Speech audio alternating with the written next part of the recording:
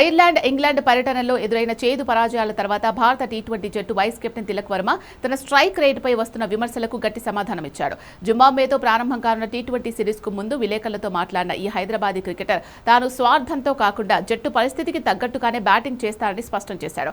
విదేశీ గడ్డపై వరుస సిరీస్ ఓటముల తర్వాత భారత వైస్ కెప్టెన్ తిలక్ వర్మ తీవ్ర విమర్శలు ఎదుర్కొంటున్నాడు. ముఖ్యంగా మైదానంలో నెమ్మదిగా పరుగులు రాబడుతున్నారు అన్న ఆరోపణలపై ఆయన ఘాటుగా స్పందించాడు. విదేశీ మైదానాల్లో వికెట్లు పడుతున్నప్పుడు జట్టును నిలబెట్టడం తన బాధ్యతగా చెప్పాడు. మొదటి బంతి నుంచే విరుచుకుపడే సత్తా తనకుందని, కానీ ఆరంభంలోనే 4-5 వికెట్లు కోల్పోయినప్పుడు బాధ్యత రాహిత్యంగా భారీ షాట్లకు వెళ్లి వికెట్ పారేసుకోవడం సరికాదు అన్నాడు. జట్టు మేనేజ్మెంట్ తనకు అప్పగించిన బాధ్యతలను నెరవేర్చే క్రమంలోనే పరిస్థితిని బట్టి ఆడుతున్నానని తిలక్ వర్మ స్పష్టం చేశాడు. అంతర్జాతీయ స్థాయిలో భారత జట్టుకు ప్రాతినిధ్యం వహిస్తున్నప్పుడు అభిమానుల నుంచి భారీ అంచనాలు ఉంటాయని చెప్పాడు. ఇదే టైంలో జట్టు యాజమాన్యం నుంచి బాధ్యతలుంటాయని తెలిపాడు. ఇటీవల ముగిసిన ఐర్లాండ్, ఇంగ్లాండ్ పర్యటనలో వాతావరణం, పిచ్ పరిస్థితులు ఎంతో భిన్నంగా ఉన్నాయని తిలక్ అభిప్రాయపడ్డాడు. గత 2 ఏళ్లలో అంటే టీ20 ప్రపంచ కప్ 2024 జరిగిన తర్వాత భారత జట్టు ఆడిన మ్యాచ్ల్లో మెజార్టీ ఆసియా ఖండంలోనే జరిగాయి. ఈ పరిస్థితుల్లో స్వదేశీ పిచ్చులతో పాటు ఉపఖండంలోని అనుకూలమైన మైదానాల్లో ఎక్కువగా ఆడిన తర్వాత నేరుగా విదేశీ పరిస్థితులకు మారి అక్కడ ఆడటం సవాల్తో కూడుకున్న విషయమని తిలక్ వర్మ అన్నాడు. ముఖ్యంగా ఇంగ్లాండ్, ఐర్లాండ్ వంటి దేశాల్లో బంతి అనూహ్యంగా స్వింగ్ అవ్వడం,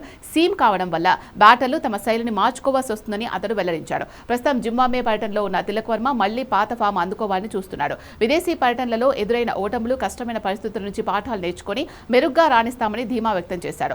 ఐర్లాండ్, ఇంగ్లాండ్ చేతిలో వైట్ వాష్లకు గురైన భారత్ ఇప్పుడు జింబాబ్వేతో టీ20 సిరీస్కు రెడీ అయింది.